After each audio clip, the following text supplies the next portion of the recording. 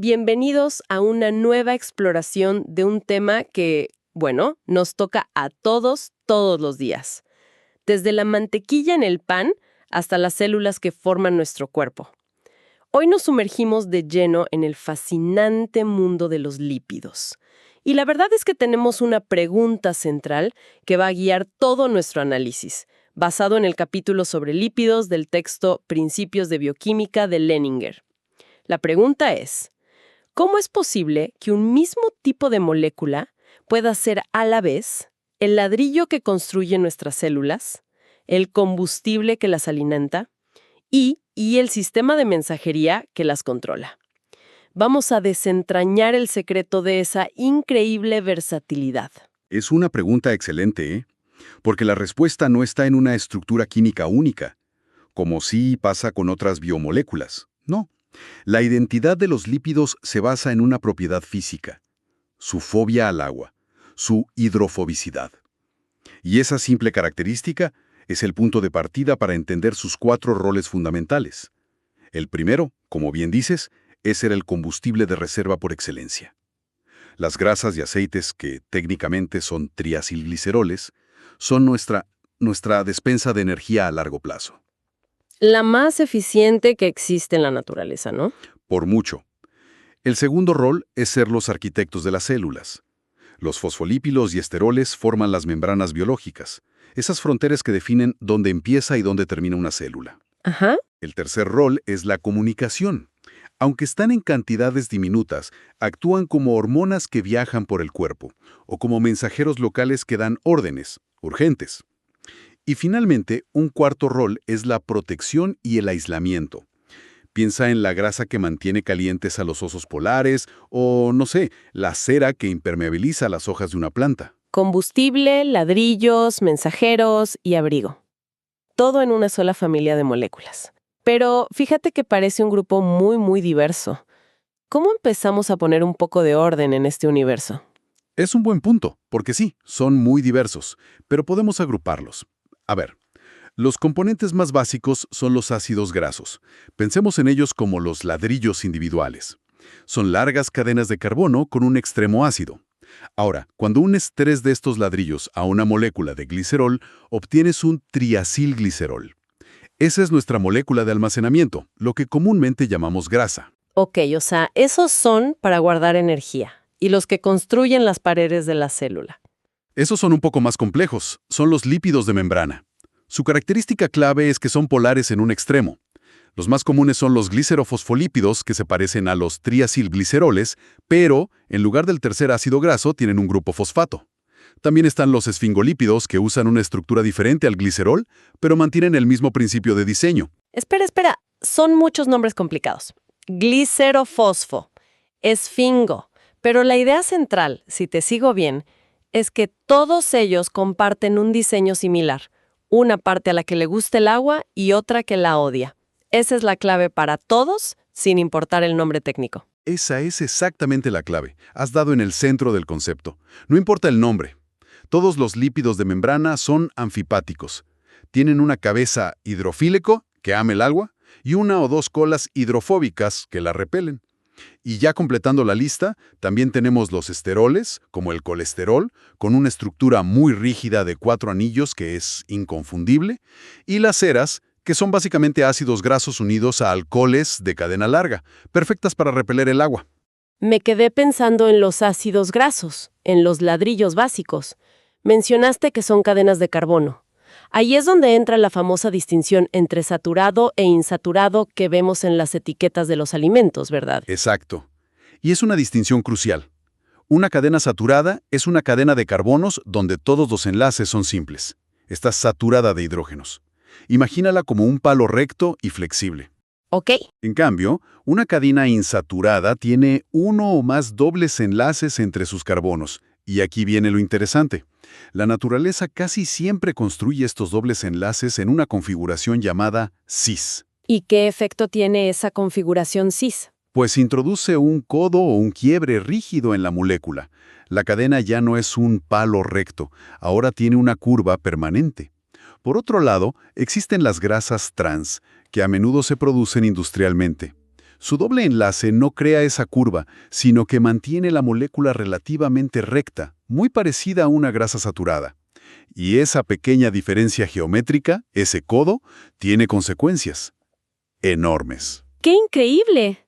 O sea que la diferencia entre el aceite de oliva líquido y la mantequilla sólida se reduce fundamentalmente a un simple codo en una molécula.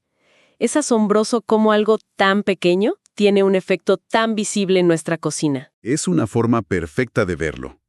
Todo se reduce a cómo se empaquetan las moléculas. Las cadenas saturadas, al ser rectas, pueden alinearse perfectamente, como ladrillos en una pared. Se empaquetan de forma muy compacta, con muchas interacciones débiles entre ellas que las mantienen juntas. Las famosas fuerzas de Van der Waals. Para romper ese orden se necesita bastante energía, o sea, una temperatura alta. Por eso son sólidas a temperatura ambiente, como la mantequilla. Como la grasa de la carne también. Exacto. En cambio, las cadenas cis-insaturadas con sus codos no pueden empaquetarse bien. Es como intentar apilar un montón de bumeranes. Dejan muchos huecos. Las interacciones entre ellas son débiles y se necesita muy poca energía para que se muevan libremente. Por eso son líquidas a temperatura ambiente, como el aceite de oliva. Claro, tiene todo el sentido. El texto nos da un ejemplo perfecto. El ácido esteárico, de 18 carbonos y saturado, se derrite a 70 grados Celsius. El ácido oleico, también de 18 carbonos, pero con un solo codo, se derrite a 13 grados. Una diferencia abismal. Entiendo. La forma de los ladrillos determina si construimos un muro sólido o un montón desordenado. Pero volvamos a una de las funciones principales, el almacenamiento de energía. ¿Por qué las grasas son tan excepcionalmente buenas para esta tarea? Bueno, hay dos razones fundamentales, y ambas son soluciones brillantes de la evolución. La primera es la densidad energética. Los átomos de carbono en una grasa están en un estado muy reducido. Esto, en términos simples, significa que están cargados de electrones de alta energía. Al oxidarlos, es decir, al quemarlos en nuestras células, liberan más del doble de energía por gramo que los carbohidratos. Es un combustible de alto octanaje. El de más alto octanaje que tenemos. La segunda ventaja es igual de importante y tiene que ver con el agua. Piénsalo de esta manera. Almacenar energía como glucógeno, que es un carbohidrato, es como guardar pasta ya cocida. Ocupa mucho espacio y está llena de agua. Pesa mucho. Por cada gramo de glucógeno, tienes que cargar con 2 gramos de agua. Ah, claro. 2 gramos de agua. Es muchísimo peso extra. Es un peso muerto. En cambio, almacenar energía como grasa es como guardar pasta seca. Es increíblemente densa, ligera y compacta. Como los triacilgliceroles son tan hidrofóbicos, se almacenan en forma casi pura, casi anhidra, sin agua, en gotas dentro de nuestras células adiposas. Así que no solo obtienes más energía por gramo, sino que el almacenamiento en sí es muchísimo más ligero. Para un animal que necesita moverse, es la solución perfecta. A ver si te sigo. Me acabas de explicar que las grasas son el combustible perfecto precisamente porque odian el agua y se pueden empaquetar de forma compacta y ligera. Pero entonces, ¿cómo demonios forman las paredes de nuestras células que viven literalmente en un mundo de agua? Parece una contradicción total. Parece una contradicción, pero es justo ahí donde reside la genialidad del diseño. Aquí es donde los lípidos de membrana, los que tienen esa doble personalidad anfipática, entran en juego. Recuerda, una cabeza que ama el agua y 2 colas que la odian. Cuando pones miles de estas moléculas en agua, ocurre algo casi mágico. Se autoensamblan. Se organizan solas. Espontáneamente. La física lo dicta. Las colas hidrofóbicas, desesperadas por huir del agua, se agrupan entre ellas. Las cabezas hidrofílicas, en cambio, quieren estar en contacto con el agua. La solución más estable para este conflicto es formar una bicapa lipídica. Una doble capa donde todas las colas apuntan hacia el interior, creando un núcleo seco y aceitoso, y todas las cabezas apuntan hacia el exterior, interactuando con el agua de dentro y fuera de la célula. O sea que las colas se esconden en el medio y las cabezas quedan expuestas al agua. Espontáneamente, es la base de todas las membranas biológicas. Es una barrera semipermeable casi perfecta. El núcleo hidrofóbico impide que las moléculas polares y los iones la crucen libremente. Esto permite a la célula mantener un ambiente interno controlado y completamente diferente del exterior. Es un ejemplo maravilloso de cómo una propiedad físico-química simple da lugar a la estructura fundamental de la vida. Entonces, ya tenemos el combustible súper eficiente y las paredes de la casa que se construyen solas. Pero al principio dijiste que también eran el sistema de mensajería. ¿Cómo algo que forma una barrera puede también enviar mensajes urgentes? Porque algunos lípidos no son componentes estructurales pasivos, sino moléculas activas muy potentes. Por ejemplo, los esteroides. Son derivados del colesterol y funcionan como hormonas. Piensa en las hormonas sexuales o el cortisol.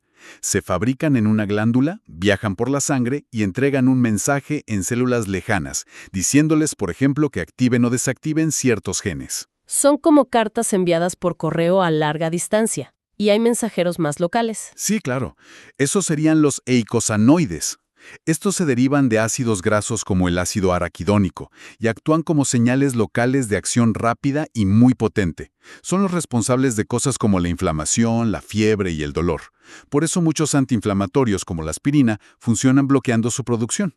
No viajan lejos, son como un grito de alerta para las células vecinas. Ok. Y tengo entendido que la propia membrana puede generar señales.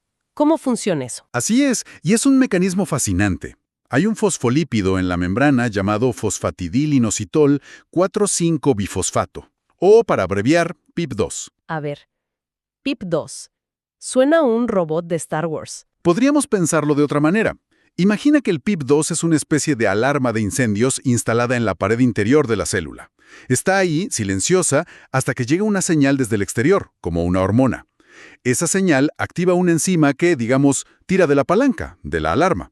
Al hacerlo, rompe el PIP2 en dos pedazos, dos nuevas moléculas mensajeras que se liberan dentro de la célula, y corren en direcciones distintas gritando ¡Acción! ¡Acción!, activando toda una cascada de respuestas. Me encanta esa analogía, la alarma en la pared. Es mucho más claro. Entonces, para cerrar el círculo, hemos resuelto el misterio que planteamos al principio. ¿Cómo puede esta única clase de moléculas hacer trabajos tan distintos? Pues al final todo vuelve a lo mismo. La forma de la molécula dicta lo que hace. Su increíble diversidad estructural es la clave. Para el almacenamiento de energía, la estructura larga, reducida y totalmente apolar de los triacilgliceroles los hace el combustible perfecto, denso y ligero. Ajá. Para la arquitectura celular, la estructura anfipática, cabeza polar, colas apolares, es la que obliga a los fosfolípidos a autoensamblarse en bicapas, creando la barrera que define una célula. Sin esa propiedad, la vida celular compartimentalizada simplemente no podría existir. Y para la comunicación, cada molécula tiene una forma específica para un mensaje específico. Justamente, en la comunicación, la especificidad es la reina. La estructura rígida y plana de los esteroides les permite encajar como una llave en la cerradura de sus receptores.